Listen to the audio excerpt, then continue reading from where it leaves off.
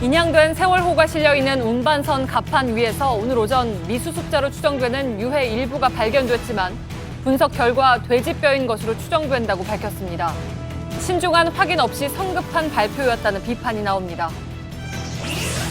세월호 선체 구멍과 인양 장비 등에 설치된 유실 방지망이 훼손된 사실을 해양수산부가 뒤늦게 인정하면서 유실 우려가 커지고 있습니다. 해수부는 그동안 선체에 수많은 구멍이 뚫리고 찢어지는 등 훼손이 계속됐지만 3중 방지 대책을 시행했다며 유실 가능성이 거의 없다고 주장해왔습니다. 박근혜 전 대통령이 모레로 예정된 구속영장 실질심사에 출석하기로 했습니다. 전직 대통령에 대해 영장 실질심사가 열리는 건 처음입니다. 영장을 청구한 검찰과 경호 등을 준비하는 법원 모두 심사 준비에 박차를 가하고 있습니다. 신현희 강남구청장이 대선 주자인 문재인 민주당 전 대표에 대한 허위 비방글을 소셜미디어 단체 대화방에 퍼나른 혐의를 받고 있는 가운데 해당 대화창을 없애려 한 정황이 포착됐습니다. 선거법 위반 혐의로 검찰에 고발된 상황에서 증거 인멸 우려가 제기되고 있습니다. 최근 극성을 부리고 있는 미세먼지 가운데 입자가 작은 초미세먼지가 차지하는 비율이 70%에 달하는 것으로 나타났습니다. 1급 발암물질로도 분류되는 만큼 대책 마련이 시급해 보입니다. 에너지를 쓰던 자동차가 수소로 에너지를 만드는 시대로 현대자동차. 예, 시청자 여러분, JTBC 뉴스룸을 시작하겠습니다. 오늘 축구 중계로 인해서 좀 늦게 시작하게 됐습니다. 지금부터 약 1시간 동안 뉴스룸 진행해 드리겠습니다. 자, 세월호 인양 현장에서 뼈 조각이 발견돼서 미수습자 유해로 추정된다는 공식 발표가 나왔었습니다만 전문가가 실물을 직접 조사한 결과 동물뼈로 확인됐습니다. 해수부는 심지어 발견된 뼈의 개수까지 잘못 발표했습니다. 성급한 해수부의 발표로 유족은 물론이고 온 국민이 좀 혼란스럽습니다. 세월호 인양 상황실이 마련된 진도군청을 바로 연결해서 얘기 좀 듣겠습니다. 정진명 기자가 나가 있습니다. 자, 결국 해프닝으로 끝나고 말았는데 우선 오늘 벌어진 상황을 좀 정리를 좀 해보죠. 네, 문제의 뼈 조각이 발견된 것은 오늘 오전 11시 25분입니다.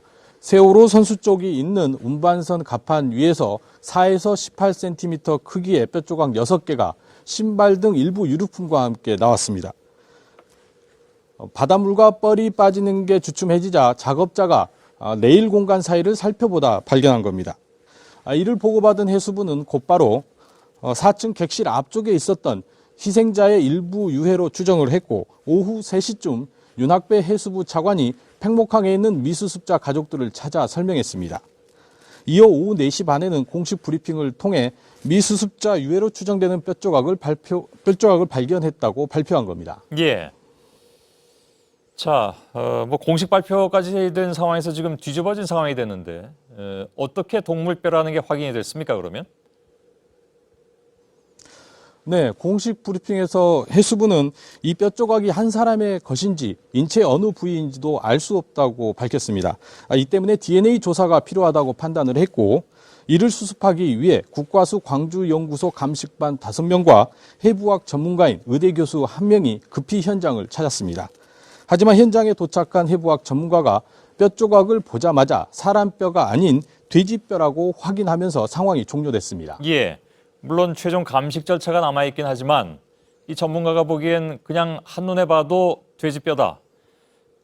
그리고 저희들이 그 전문가하고 따로 통화해 본 바에 따르면 이분은 뭐 인터뷰를 할 수 있는 상황은 아닙니다만은 따로 통화를 해보니까 돼지 다리뼈다 이렇게 얘기를 하더군요. 그 조금만 좀 신중을 기했으면 좋았을 텐데 해수부가 이렇게 성급하게 판단을 한 이유는 뭘까요? 네, 사실 이 뼈 조각이 발견된 장소가 그동안 미수습자가 있을 것으로 추정된 선체 앞부분이 놓여 있는 곳인데다가 뼈와 함께 신발 등 일부 유류품이 함께 발견되자 추가 확인 없이 미수습자 유해로 단정한 것으로 보입니다. 아무리 마음이 급했다고 하더라도 조금만 신중했으면 하는 지적이 나오는 대목입니다. 예. 자, 뭐 여러 가지 상황이 오해하기 쉽게 되긴 했으나 그래도 역시 좀 아쉽다 이런 생각은 지울 수가 없군요. 이런 와중에 유실 방지막이라든가 그동안에 우려했던 여러 가지 문제가 좀 현실로 확인이 됐다면서요. 어떤 얘기입니까? 네, 그렇습니다. 해수부에서는 그동안 이제 선체 곳곳에 이제 많은 구멍이 뚫려 있다고 했지만 유실 방지망을 설치했기 때문에 별 문제가 없다고 주장해 왔습니다. 하지만 이제 오늘 소동을 통해서 유실 방지망 자체가 훼손됐을 수도 있고 방지망이 제대로 설치되지 않은 곳이 있을 수 있다는 점을 스스로 인정한 셈이 됐습니다. 또 세월호가 물 위로 나오는 과정에서 유해가 이미 유실됐을 가능성도 배제할 수 없게 됐습니다. 예. 자,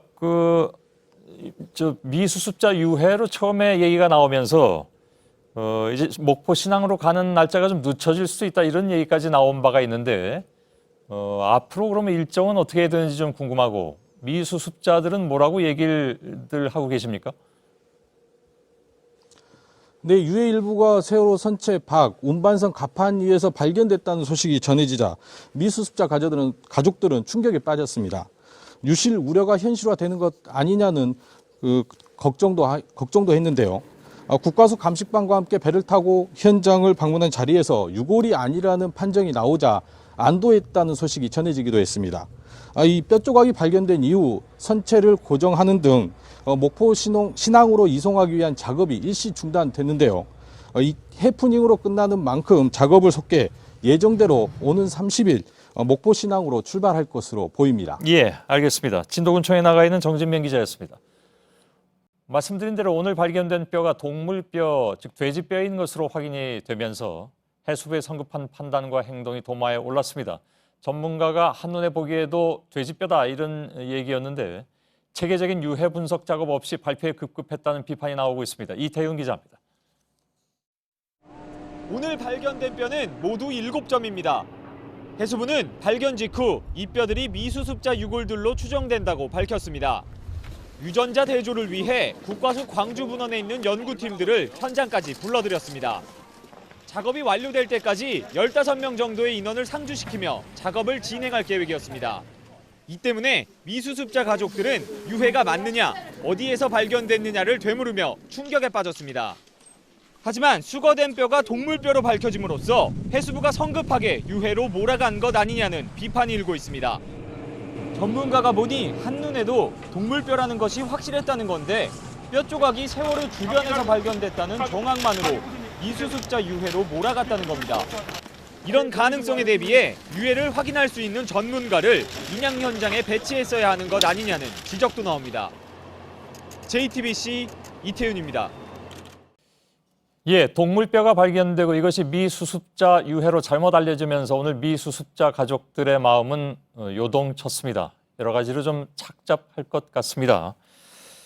복합적인 감정을 어떻게 설명을 해드려야 될지 잘 모르겠는데 지금 팽목항에 나가 있는 최승기 기자를 연결해서 얘기를 좀 듣겠습니다. 최승기 기자 나와 있죠? 예, 진도 팽목항에 나와 있습니다. 예. 자, 이게 뼈가 발견되면서 충격도 받았고 또 동물뼈로 되면서 한쪽에서는 또 안도하는 그런 얘기도 나온다는 얘기도 들렸고요. 여러 가지로 좀 복합적인 것 같습니다. 자, 가족들 얘기 좀 최승기 기자가 전해 주시죠. 예, 애초에 오늘 오후 3시 반쯤에 세월호를 실은 운반선 갑판에서 미수습자의 것으로 추정되는 유골이 발견됐다는 소식이 전해졌습니다. 이 소식이 전해지자마자 가족들의 표정은 어두워졌습니다. 어디론가 전화를 하는가 하면 한참을 울먹이기도 했습니다. 가족들은 팽목항 컨테이너에서 긴급회의를 열기도 했고요. 윤학배 해양수산부 차관이 찾아와서 이 유골 발견 경위와 유전자 확인 계획을 설명하기도 했습니다. 예. 자, 동물뼈라는 것이 밝혀진 뒤에 가족들 반응은 어땠습니까? 가족들이 방금 서망항에 도착을 했는데요. 그 가족들은 지금 충격에 휩싸인 상태여서 인터뷰를 하지 않겠다고 했습니다. 굉장히 당혹스러운 표정입니다. 예. 그런데 워낙 처음에 돼지뼈로 밝혀지긴 했지만 이게 발견이 됐을 때 예. 이게 도대체 어느 그 미수습자의 유골인지 그걸 알 수가 없는 그런 상황이 아니었습니까? 그래서 굉장히 당혹스러웠던 측면도 있었을 것 같고 지금은 이렇게 상황이 되니까 그래서 가족들 생각이 어떨지 좀 궁금한데 직접 예. 인터뷰는 할 수가 없었다 그런 얘기죠? 예, 지금 현재는 충격에 휩싸인 상태여서 인터뷰를 하지는 않겠다고 밝혔지만 그 현장에 있는 전문가를 통해서 저희가 확인한 바에 따르면 예. 이 운반선을 찾아가지고 막상 돼지뼈인 것을 확인을 했을 때 차라리 다행이라면서 어느 정도 좀 안도하는 모습을 좀 보였다고 합니다. 예. 내 가족인지 아닌지 확인도 할 수 없는 그런 상황보다는 차라리 이게 좀 낫다 이런 뭐랄까요, 좀 애끓는 마음인 것 같습니다.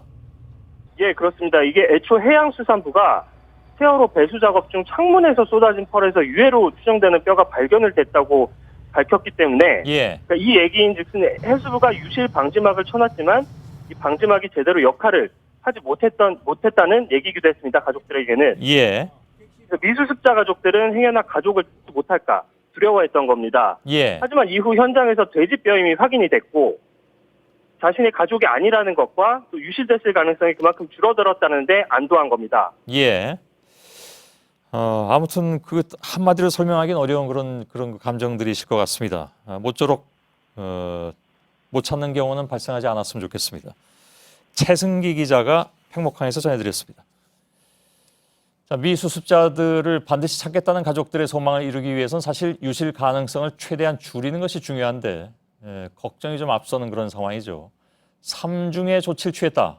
이것이 이제 유실 우려가 끊이지 않자 바로 그제 해양수산부가 내놓은 답이기도 합니다. 특히 배의 창문과 출입문을 유실 방지망으로 단단히 막았다고 자신을 한 바 있는데 떨어져 나가는 방지망이 포착되고 또 구멍 지름은 너무 넓었습니다. 강보들 기자입니다. 유실 방지망으로 막아둔 세월호 뱃머리 쪽 창문들입니다. 방지망이 사라진 창문이 눈에 띕니다. 또 다른 창문에 설치된 방지망은 틀어져 있습니다. 그 과정에서 일부 유실 방지망이 좀 훼손이 된 것으로 저는 판단하고 있습니다. 하지만 동물의 뼈가 배 밖에서 발견돼 유실 가능성이 현실로 확인되기 전까지 해양수산부는 유실 방지 대책이 충분하다는 주장만 되풀이했습니다. 좌현을 제외한 선체의 창과 창문 등 162곳에 방지망을 설치했다는 겁니다. 인양 이후 살펴보니 온전하게 붙어 있다는 설명도 사실과 달랐습니다. 배를 끌어올리거나 물을 빼기 전에 방지망을 다시 보강해야 한다는 요구에는 귀 기울이지 않았습니다. 구멍지름이 2.5cm인 방지망으로는 유실을 막기 어렵다는 지적도 이어졌습니다. 손가락, 발가락 같은 것들은 작은 뼈거든요. 네. 이런 것들이 물을 빠져나가는 과정에서 망을 했다 하더라도 거기서 유실될 수도 있고. 해수부는 그러나 조류가 거세 더 촘촘한 방지망을 설치하기 곤란하고 이 정도로도 유실을 막을 수 있다는 주장만 해왔습니다. JTBC 강버들입니다. 비록 동물의 것으로 판명이 됐지만 오늘 발견된 뼈가 어디에서 빠져나온 것인지는 사실 지금 확인이 좀 어려운 상황입니다. 앞서 보신 망가지고 허술한 방지망이 붙은 창문 외에 최소한의 조치조차 되지 않은 구멍도 여러 곳이 있기 때문입니다. 그러나 해수부는 뚜렷한 대책은 없이 유실 확률이 낮다는 말만 반복하고 있습니다. 김혜미 기자입니다. 해수부는 인양 과정에서 세월호 꼬리 왼쪽 차량 출입문을 제거했습니다. 그 결과 가로 7.9m, 세로 11m 크기의 가장 큰 구멍이 생겼습니다. 물속에서부터 배를 건져 올린 지금까지도 이 구멍은 그대로 방치됐습니다. 컨테이너가 램프 입구를 막아서 아무리 유실되는 상황은 아닌 것으로 보고 있으나 작은 유해가 유실될 가능성은 아예 배제한 겁니다. 뱃머리 대기를 하며 찢긴 왼쪽 바닥 부분도 마찬가지입니다. 각각 6.5m, 7.1m의 길이에 15에서 18cm 너비의 구멍이지만 유실 방지망은 없습니다. 세월호 좌연의 창문과 출입구 등 101개의 구멍도 접근이 어렵다는 이유로 그대로 뚫린 채 인양됐습니다. 전문가들은 유해가 이런 구멍에서 이미 빠져나왔거나 빠져나갈 가능성을 제기하고 있지만 해수부는 확률이 낮다는 말만 반복하고 있습니다. 선박 갑판에 반점성 갑판 외에 사각에 저희가 유실방지 펜스를 쳐놓은 상태이기 때문에 유실되는 물체는 밖으로 나갈 확률은 거의 없다고 보면 되시겠습니다. 지금이라도 미수습자 유실을 막기 위한 보완책을 마련해야 한다는 목소리가 커지고 있습니다. JTBC 김혜미입니다. 세월호에서 나온 동물뼈가 미수습자 유해로 오해받는 등 인양 과정에서 우여곡절이 이어졌습니다. 해수부의 허술하고 성급한 판단에 대한 비판도 쏟아지고 있죠. 그러나 이런 가운데도 세월호의 무사 인양은 꼭 이루어져야 하겠죠. 세월호 인양 현장에 보이는 동거차도에 나가 있는 신진 기자를 잠깐 좀 연결하겠습니다. 자, 신진 기자, 지금 그 뒤에 가물가물 보이긴 합니다만은 세월호인 듯한데 지금도 인양 작업은 계속되고 있는 상황입니까?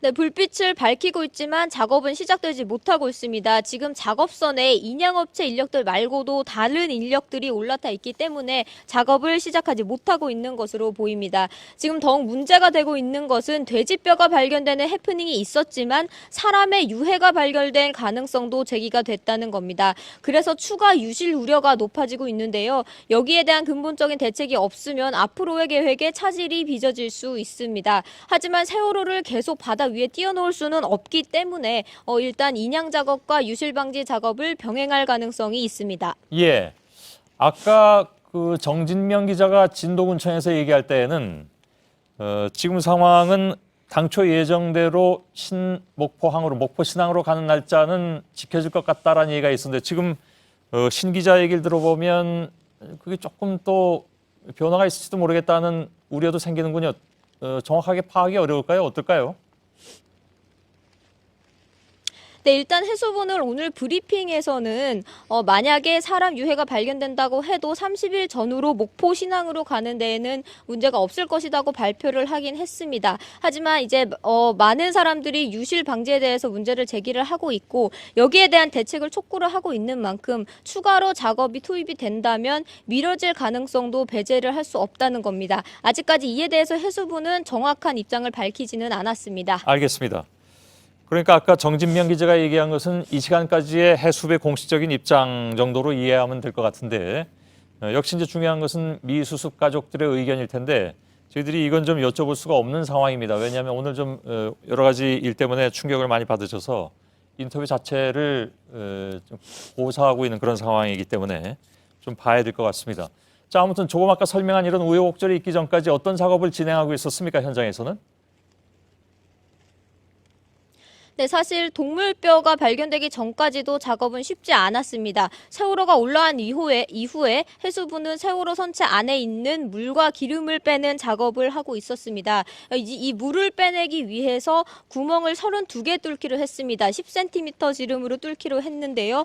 많은 반대가 있었지만 일단 우선 4군데에 1cm의 구멍을 뚫었습니다. 그런데 물이 아닌 기름이 나오기 시작하자 이 작업도 중단을 했습니다. 예. 자, 내일은 어떤 작업이 진행이 됩니까? 여기까지만 좀 듣죠.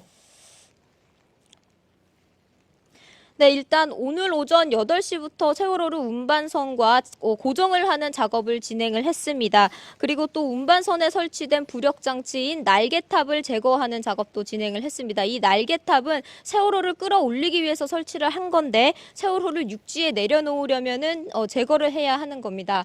이 작업들은 잠시 중단이 됐지만 내일 오전에 다시 재개될 가능성이 높습니다. 이 일정이 마무리가 계획대로 된다면 목포 신항 는 30일 전후에 출발을 할 것으로 보입니다. 예, 그러나 변수는 그래도 좀 남아있다라는 얘기는 조금 아까 저희들이 했습니다.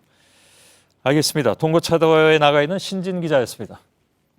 다음 소식으로 넘어가겠습니다. 지금부터는 박근혜 전 대통령의 구속영장과 관련한 소식을 전해드리겠습니다. 박 전 대통령이 이틀 뒤에 서울중앙지법에서 열리는 영장실질심사에 직접 나오기로 했습니다.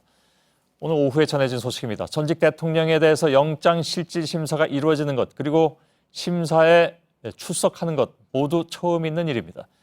이제 박 전 대통령은 헌재의 탄핵 심판에 따른 파면과 검찰 소환 조사에 이어서 판사 앞에 피의자로 서게 됐습니다.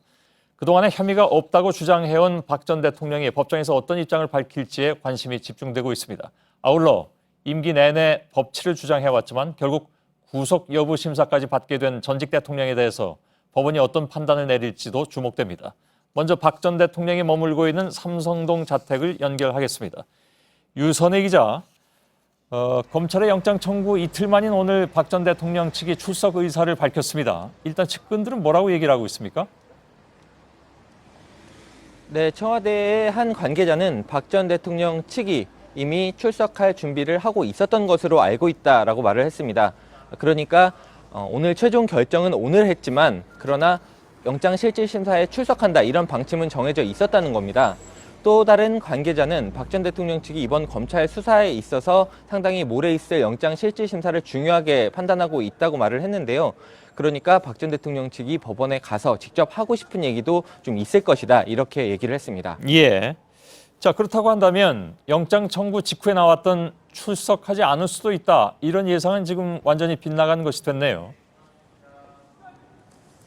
네, 영장실질심사에 출석을 하게 되면 전직 대통령으로서는 처음으로 출석을 하게 되기 때문에 상당히 부담이 클 것이다, 이런 관측이 지배적이었습니다. 그래서 불출석할 가능성이 상당히 높다, 이런 관측이 나왔던 것도 사실인데요.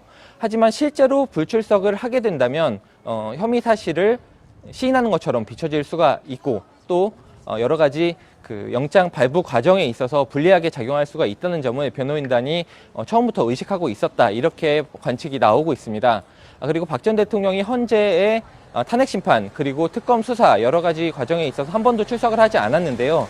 결과적으로는 이것이 상당하게 불리한 결과를 초래를 했습니다. 이것에 대한 학습 효과가 좀 작용한 것이 아니냐, 이런 관측도 나오고 있습니다. 예. 자, 직접 출석을 한다라는 것은 직접 해명을 할 준비를 하고 있다는 뜻이기도 한데, 오늘 변호인이 찾아왔겠죠, 물론? 네, 어제는 유영하 변호사가 찾아와서 3시간 넘게 상의를 하고 갔는데요. 오늘은 변호인단이 아무도 자택에 오지는 않았습니다. 아, 그렇습니까? 검찰의 구속영장 오지는 않았고요.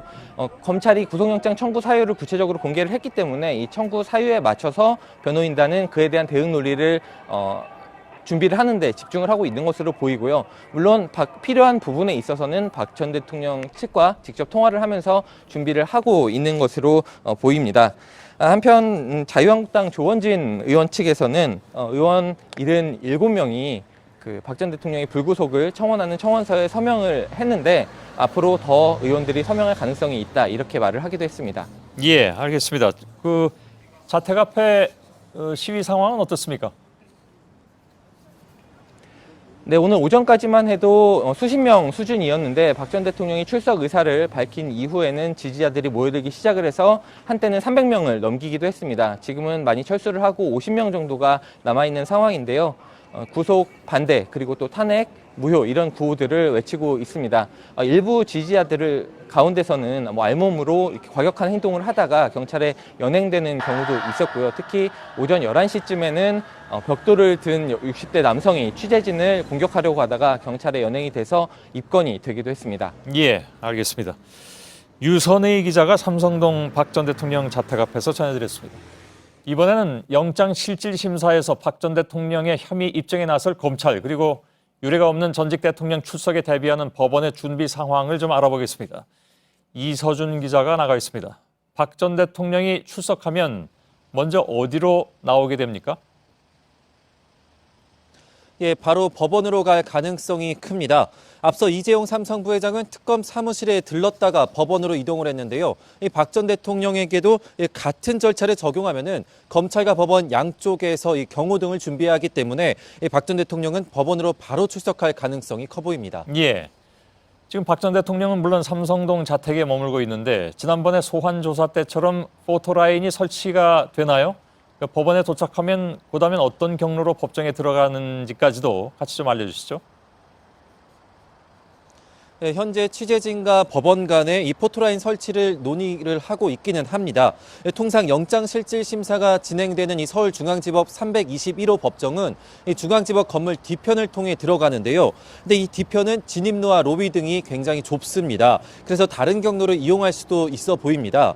정문을 통해 들어가는 방안, 이 지하를 통해 들어가는 방안 등이 거론되고 있긴 하지만 이 법원은 이 진행 경로를 아직 정하진 않았다는 입장입니다. 일단 취재진들은 이 법정에 들어가기 전에 이 박 전 대통령의 입장을 듣기 위해 이 정해지는 경로 주변에 대기를 할 예정입니다. 예, 실질 심사를 끝내고 나오면 그 다음에는 이제 구속영장 발부 여부가 결정될 때까지 대기를 해야 하지 않습니까?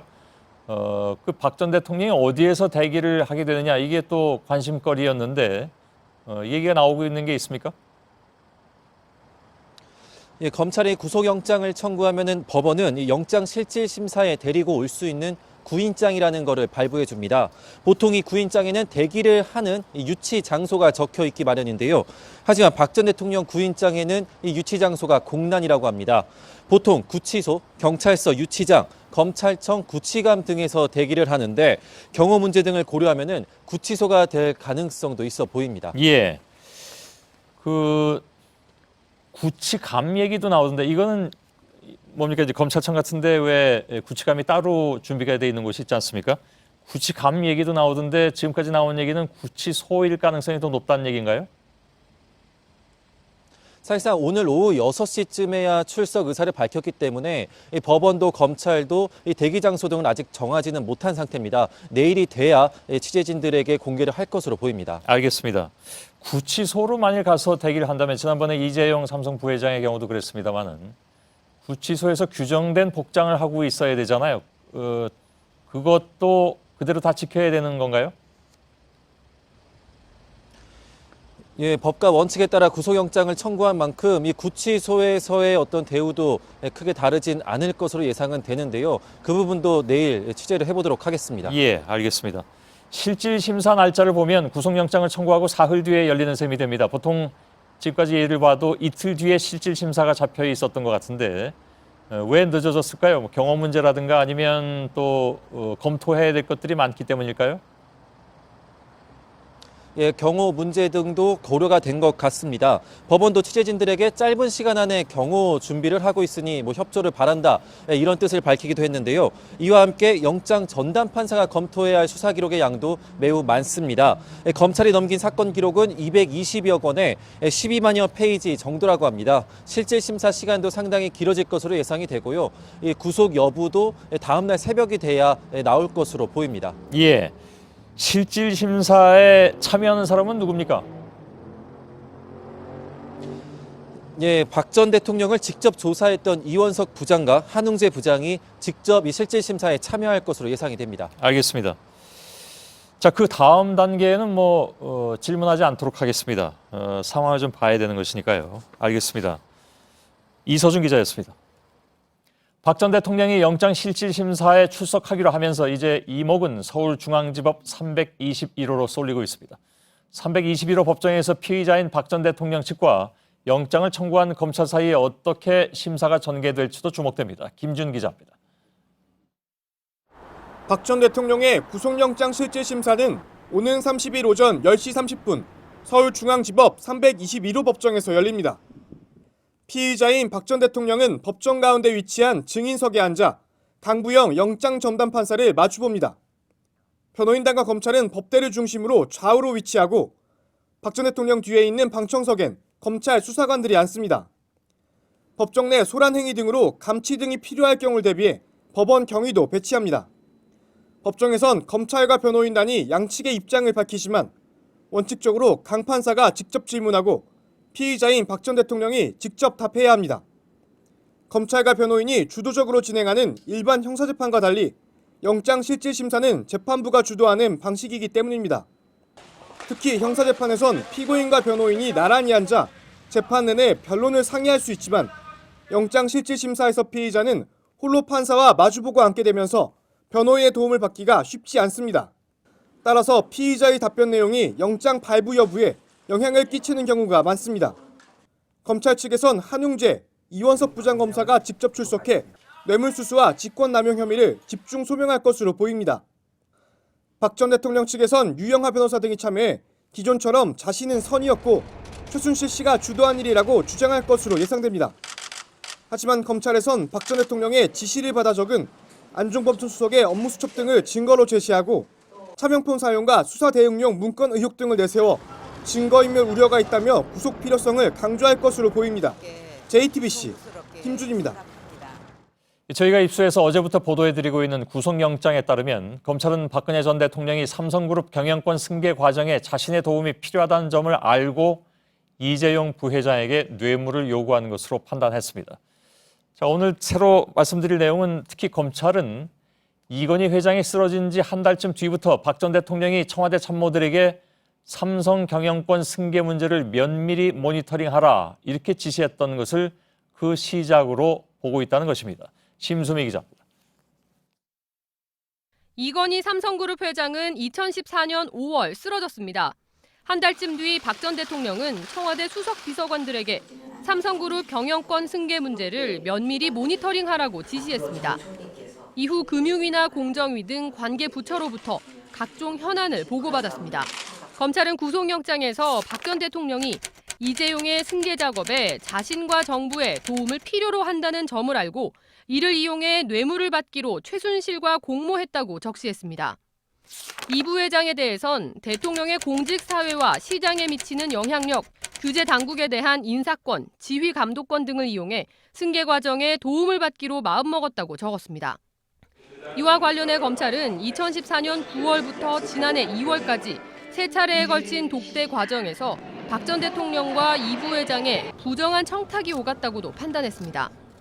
박 전 대통령이 기업에 대한 이해도가 높은 현 정부 임기 내에 삼성그룹 경영권 문제가 해결되기를 희망한다고 말하면서 재단과 정유라 지원을 당부했고 이 부회장은 이에 화답하면서 동시에 금융지주사 전환 지원 등을 청탁했다는 겁니다. 이 같은 검찰의 판단은 앞서 삼성 뇌물 혐의를 수사한 박영수 특검팀의 판단을 그대로 적용한 겁니다.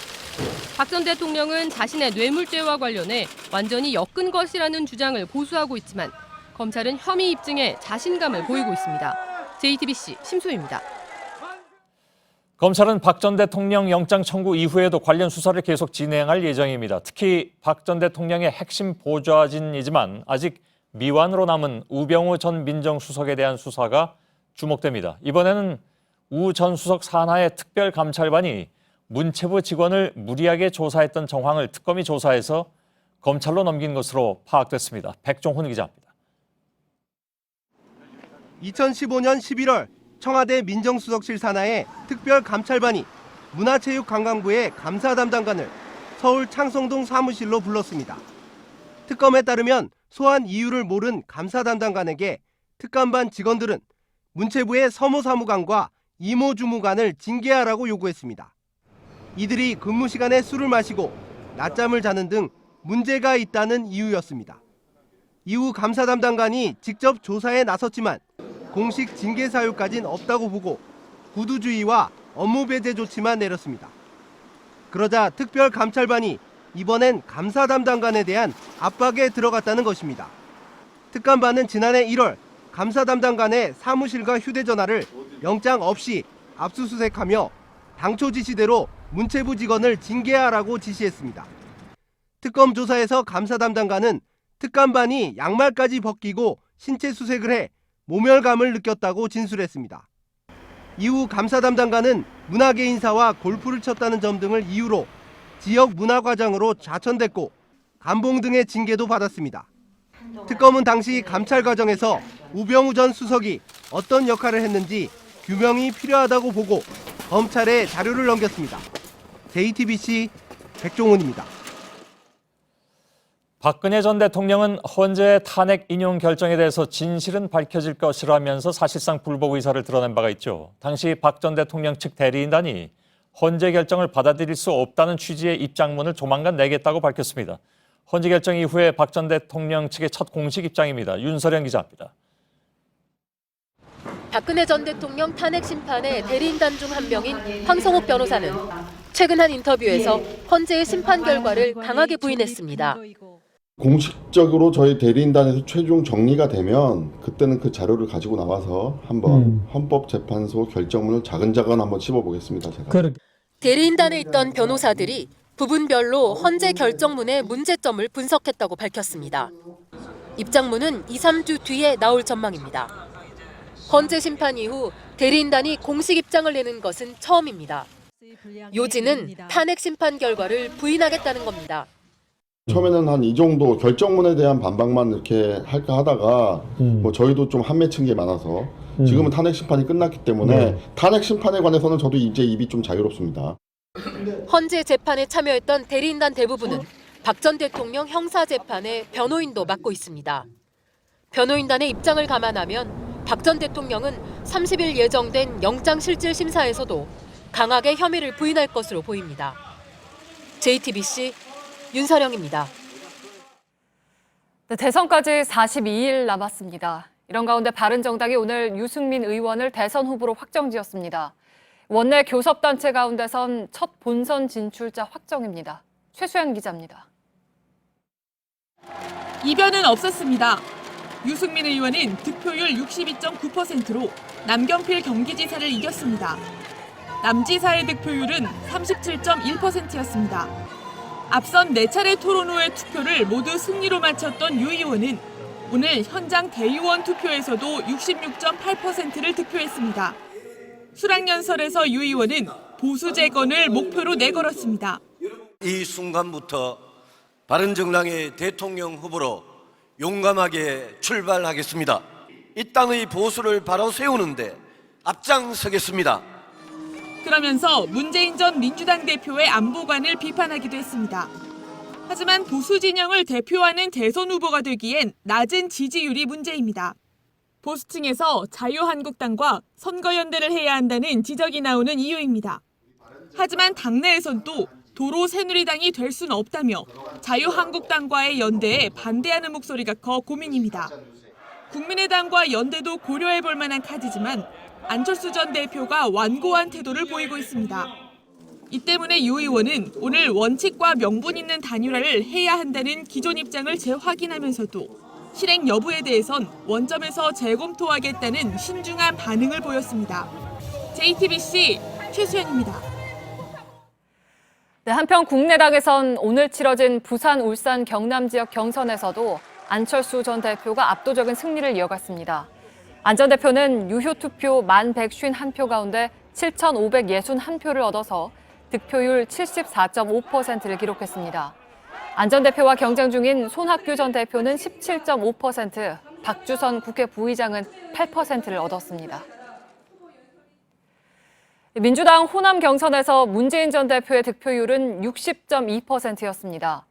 호남 경선에서 60%가 넘는 득표율을 기록한 건 2002년 당시 노무현 후보 이후 처음입니다. 문 전 대표 측은 대세론이 현실론이 됐다고 평가하고 있습니다. 하지만 다른 후보 측의 반박도 만만치가 않습니다. 이윤석 기자입니다. 2002년 민주당 경선 당시 제주에서 3위였던 노무현 후보는 전남 지역 경선에서 62%로 압승하면서 대역전의 드라마를 시작했습니다. 이후 민주당 경선 후보가 지지 기반인 호남 지역 경선에서 지지율 60%를 넘긴 건 어제 문재인 후보가 처음입니다. 뜻밖의 성과에 문재인 캠프는 대세론이 확인됐다며 자축하는 분위기입니다. 문 후보 측은 문재인 대세론이 공식 확인됐다고 주장했습니다. 안희정 후보 측이 문 전 대표의 대세론 기준으로 60%를 제시한 것도 영향이 있었습니다. 하지만 대세론에 대한 반발도 나옵니다. 같은 당 안희정 후보 측 박영선 의원은 수도권 경선도 하기 전에 대세론을 말하는 건 조급하다고 지적했습니다. 국민의당 박지원 대표도 지난 대선 때 문 후보가 호남에서 얻은 득표율과 비교하면 오히려 표를 잃은 것이라고 주장했습니다. JTBC 이윤석입니다. 네, 문재인 전 대표는 대세론을 확인했다고 주장하고 안희정 지사나 이재명 시장은 아직 승부가 끝나지 않았다는 입장입니다. 하지만 어제 첫 경선 결과를 받아본 후보들의 표정에는 경선 결과의 평가가 그대로 드러나 있을 것 같은데요. 어제 민주당 주자들을 밀착 마크하고 온 이지은 기자와 함께 이 부분을 짚어보죠. 오늘 처음 마련한 마크맨 코너입니다. 이지은 기자가 어제 경선 현장을 계속 취재를 했죠. 네, 어제 아침부터 현장을 취재를 시작을 했고요. 네. 오후 2시부터 이 민주당의 호남 순회 경선 투표가 시작됐는데 계속 후보들의 표정도 살피고 또 경선 결과가 나온 뒤 이 상황까지 체크했습니다. 네, 우선 문 전 대표가 60% 넘게 이제 득표를 하면서 대세론을 캠프에서 주장을 하고 있는데요. 물론 앞서 들으신 것처럼 반박도 있지만 문 전 대표 본인은 어떻게 느끼고 있습니까? 네, 경선 결과가 나온 뒤에 문재인 전 대표의 표정은 상당히 밝았습니다. 그리고 기자들에게 바로 브리핑을 했는데요. 이 압도적이라는 단어를 3번이나 썼습니다. 경선 결과가 나왔을 때 그 표정이 상당히 밝은 부분이 이런 것으로 좀 보였던 것 같은데요. 본인도 60%까지 기대하지는 않았던 것으로 보입니다. 네, 그러면 실제 캠프 분위기는 어떻습니까? 네, 어제와 이제 오늘 문재인 전 대표의 일정을 좀 보면 알 수가 있는데요. 문 전 대표는 어젯밤 11시쯤 경남의 양산 자택에 도착했습니다. 열흘 만에 집에 가는 것인데 이 측근은 문 전 대표가 모처럼 이 마음 편히 집에서 잔 것 같다고 전하기도 했습니다. 이 오늘 저녁 부산 지역 토론회에 가기 전까지 계속 집에 있었는데요. 예, 이제 지금 그 사진에서 볼 수 있듯이 좀 상당히 여유로운 부분이 있었던 것 같습니다. 이 TV 토론을 준비하면서 잠시 짬을 내서 오랜만에 망중한을 즐겼다는 전언입니다. 네, 민주당에서는 사실 호남 경선이 늘 중요했잖아요. 네, 더욱이 문재인 전 대표의 경우는 지난 총선에서 이 호남 지역에 반문 정서가 많다라는 좀 지적도 있지 않았습니까? 이 얼마 전 전두환 표창장 논란도 있어서 이 캠프에서나 문 전 대표 이 호남 경선에 상당히 민감했던 게 사실입니다. 네, 그러면 안희정 지사는 의미 있는 교두보를 마련했다라고 평가를 했는데 이것만 놓고 보면 나름 긍정적인 평가인데요. 실제로는 어땠습니까? 네, 내부적으로는 좀 아쉬웠다는 이야기가 캠프 쪽에서 많이 나왔습니다. 문 전 대표 한 9만 5천 표 가량이 좀 차이가 났기 때문에 역전이 부담스러운 건 좀 사실이긴 합니다. 지금 제가 이 노란색 스카프를 좀 들고 나왔는데요. 이 안희정 지사 지지층의 선거 운동 도구입니다. 참고로 이제 문재인 전 대표는 이렇게 그 파랑색 계열을 좀 썼고요. 네, 그리고 이제 저쪽 거는 이재명 시장. 이재명 시장의 경우는 오렌지, 주황색 컬러를 좀 쓰기도 했습니다.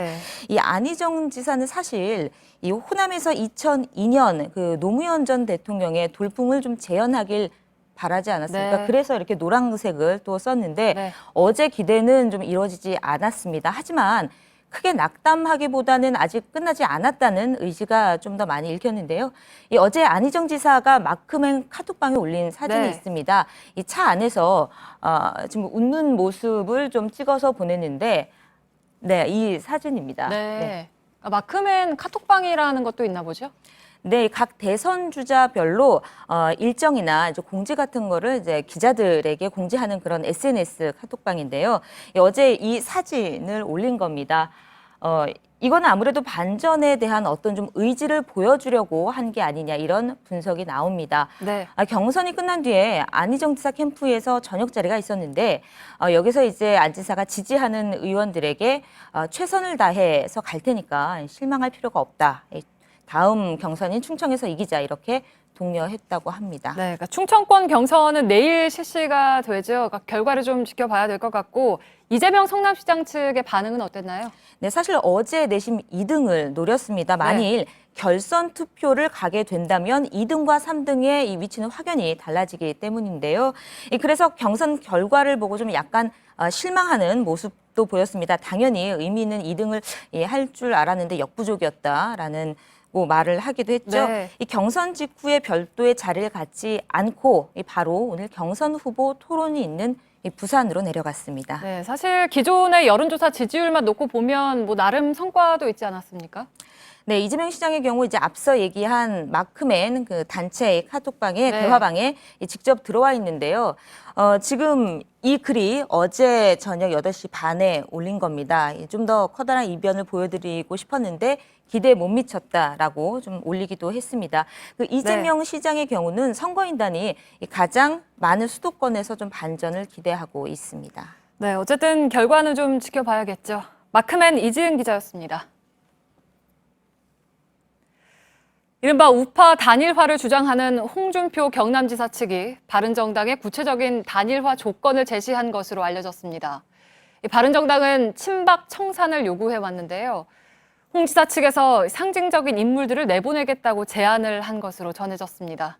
윤영탁 기자의 단독 보도입니다. 바른정당의 한 핵심 의원은 JTBC 취재진에게 홍 지사 측에서 상징적인 인물들을 당에서 내보내겠다는 이야기를 한 것으로 안다고 말했습니다. 친박계 핵심 인사 3명에서 4명을 자유한국당에서 내보내는 형태로 단일화에 명분을 주겠다고 제안했다는 겁니다. 구체적인 명단은 나오진 않았습니다.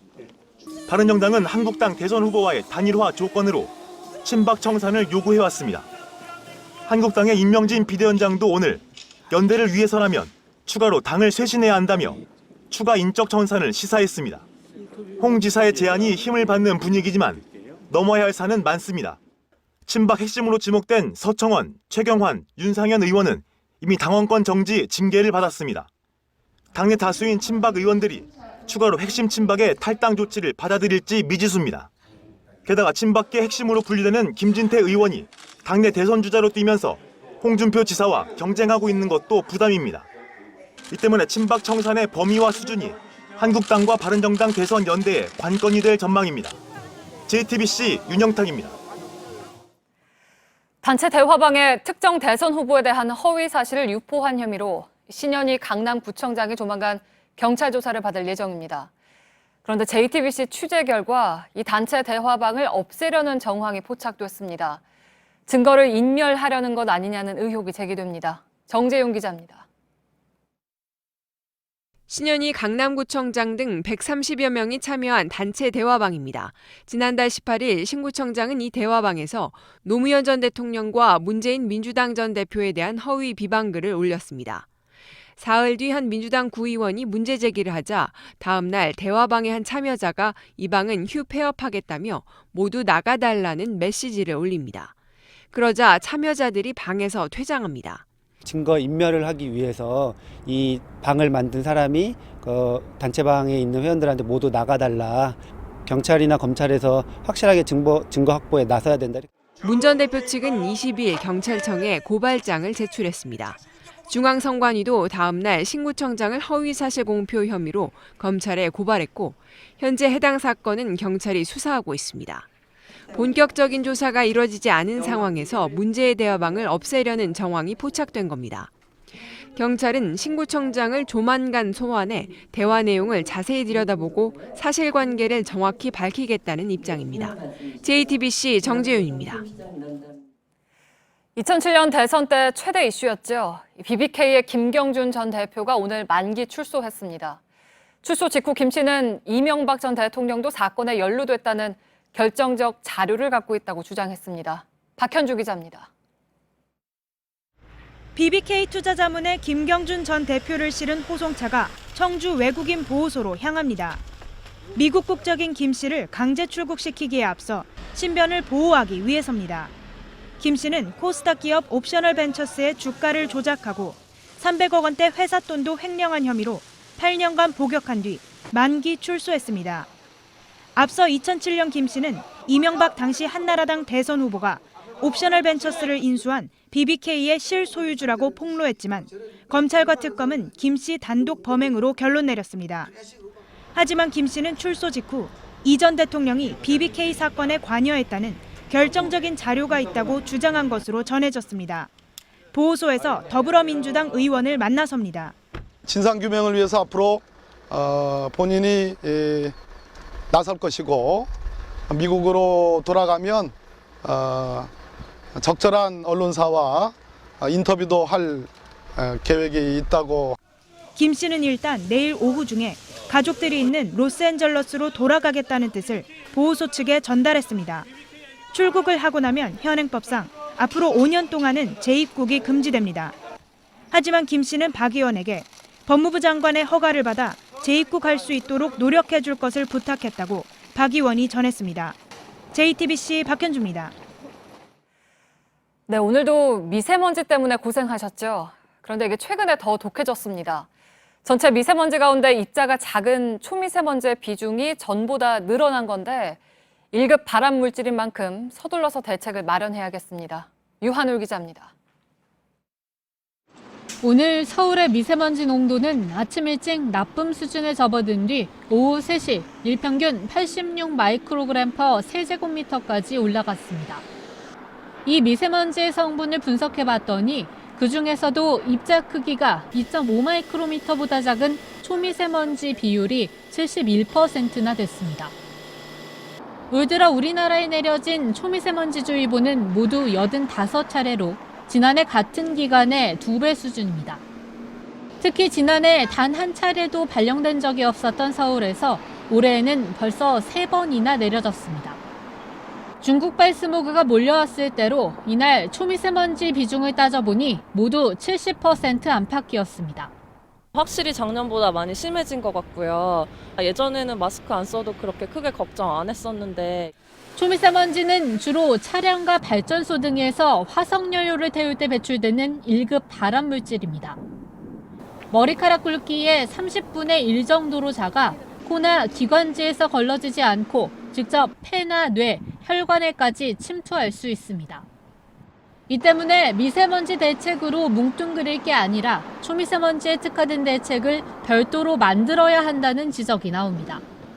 JTBC 유한울입니다. 우리 축구대표팀이 조금 전에 끝난 월드컵 최종 예선 시리아전에서 1대 0으로 이겼습니다. 벼랑 끝에 몰렸던 슈틸리케 감독은 간신히 위기를 벗어났습니다. 전영희 기자입니다. 경기 시작과 함께 시리아를 몰아붙인 슈틸리케오는 전반 4분 만에 첫 골을 뽑았습니다. 손흥민의 날카로운 코너킥이 시리아 수비 2명을 맞고 나오자 홍정호가 강력한 왼발 발리슛으로 골망을 흔들었습니다. 하지만 시리아의 반격도 만만치 않았습니다. 전반 30분 시리아 알시블리가 결정적인 오른발 슛을 날렸지만 골문을 살짝 넘어갔습니다. 양 팀은 후반전에도 치열한 공방전을 펼쳤습니다. 기성용과 남태희, 손흥민이 활발하게 움직이며 시리아 골문을 두드렸지만 추가골에는 실패했습니다.